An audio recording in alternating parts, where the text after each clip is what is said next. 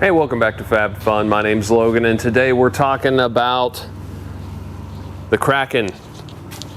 I'm gonna have a little bit of a review. You guys feel free to ask any questions you want to in the comments section, but I'm gonna talk about my experience with it so far, what I like, and what I think could be improved. Stay tuned.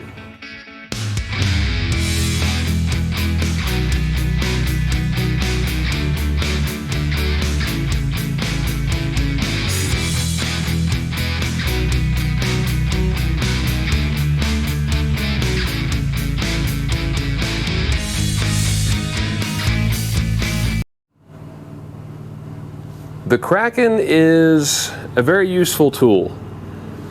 These 1.5 square bars with the teeth on the end, they do really well. They dig in pretty quick, maybe a little bit faster even than what I thought they would. They go into the ground pretty easy. So that's really helpful when you want to get under something or you want to pop some roots up. It's not great when you're just trying to skim the surface. They do want to bite in very quickly. The top jaw, that's where I think the biggest improvement could come from, either by separating this and having 2 jaws, one on the left, one on the right, or a full length top jaw that would be able to clamp a little bit bigger load or bigger piles of brush and be able to drag that backwards a little bit better. I would like it if it was a clamshell, I think. I've not used a clamshell bucket, but I've seen a lot of them used. Pale Horse Outdoors uses one, and he does a great job with his. David is very experienced on it, has done a lot of different things.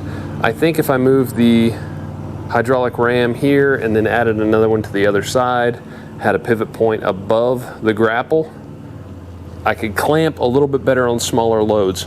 The way this one is set up, I was limited on the materials that I had available to me. I didn't really want to buy any more, just wanted to see if this would work. The main thing was the rake part that I wanted to try out.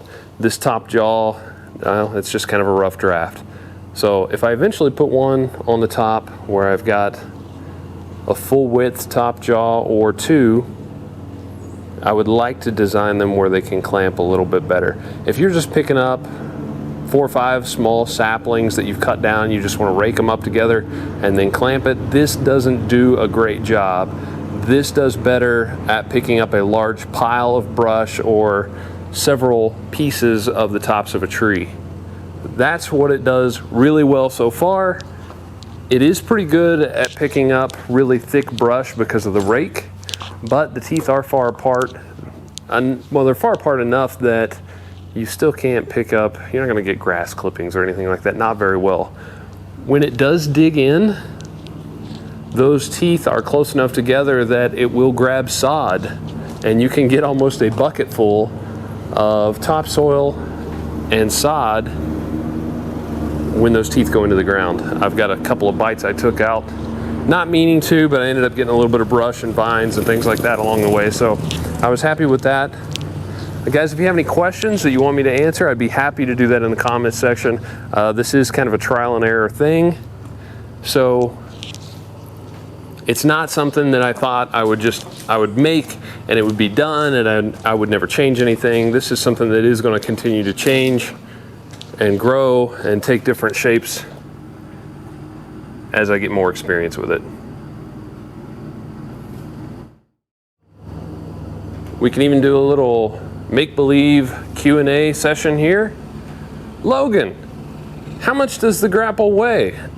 I'm gonna guess it's somewhere around 350 pounds the way it's set up here. It's not really heavy. The plate here, this quick attach plate, was probably about 80 pounds, maybe a little more. And then you've got, I don't know, 60, 70 pounds in these top, well, in just the frame here. And then you're gonna have a lot more weight with the top jaw of the cylinder. I'm gonna say it's around 350, maybe 400. This is a 74 horsepower tractor that's driving it. The tires are loaded and I do keep ballast here in the back. 4-wheel drive. It is a mechanical shuttle. Pretty simple. For those of you that don't know much about the Massey Ferguson 2600H series, this is a Simpson engine that is kind of a duplicate of the Perkins. This whole tractor was built in India and then shipped here. Looks like I got some grease.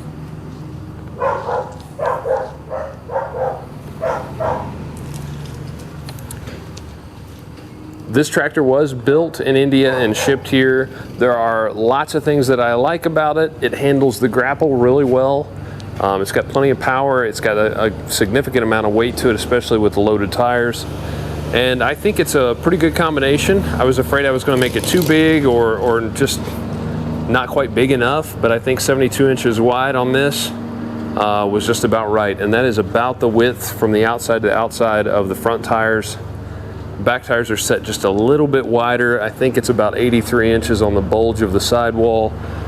So a 72-inch grapple seems to work really well. And honestly, with the plates on the end, it's probably about 73 inches total.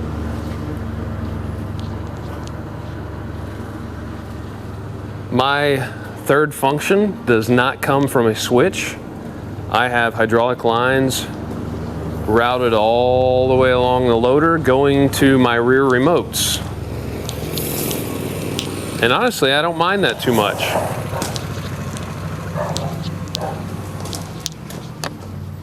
This set right here is being used and runs all the way up around the loader. It uses this handle. Occasionally I miss that. Here's my 3-point hitch. Of course, my loader and bucket. But this one is what's going to open and close the top jaw on the Kraken. This one's not in use. I would like to get a top link that's hydraulic. That'd be pretty neat, but I don't do a lot of spreading gravel, maybe once a year. But this, it's pretty handy. Of course, you're letting go of this, moving your hand here, so it slows you down just a little bit, but I'm not really doing this for I'm not getting paid by the hour. I'm not having to, be super efficient.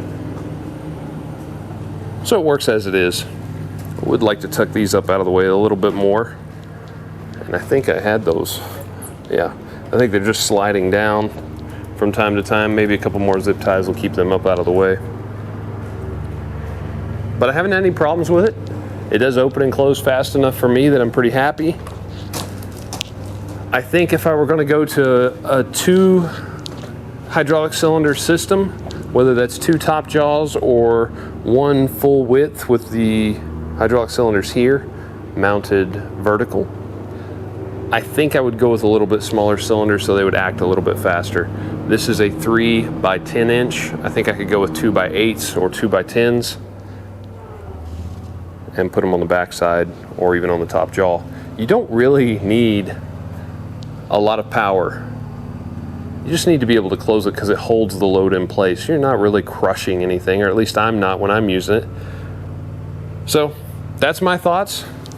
Again, guys, if you have any questions, any thoughts, concerns, something that you've done a little bit different that worked really well for you, leave that in the comments section below. Give us a thumbs up if you like the content so far. Subscribe if you haven't already, and we'll catch you next time.